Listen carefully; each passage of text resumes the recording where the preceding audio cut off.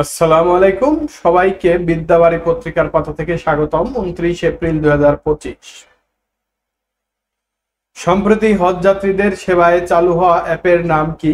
লাব্বাইক। সম্প্রতি বাংলাদেশ স্টারলিংকের লাইসেন্স অনুমোদন করেছে প্রধান উপদেষ্টা অধ্যাপক মোহাম্মদ ইউনূস। কোথায় ত্রাণ সহায়তা পৌঁছানোর জন্য বাংলাদেশ জাতিসংঘের তত্ত্বাবধানে হিউম্যানিটেরিয়ান প্যাসেজ বা মানবিক করিডর বিষয়ে নীতিগত সম্মতি প্রকাশ করেছে? Rakhine Myanmar. ড্রোন প্রযুক্তির সঙ্গে সম্পর্কিত ইউএভি এর পূর্ণরূপ আনম্যানিড অ্যারিয়াল ভেহিকল। ক্যান্সারের প্রধান কারণ কি?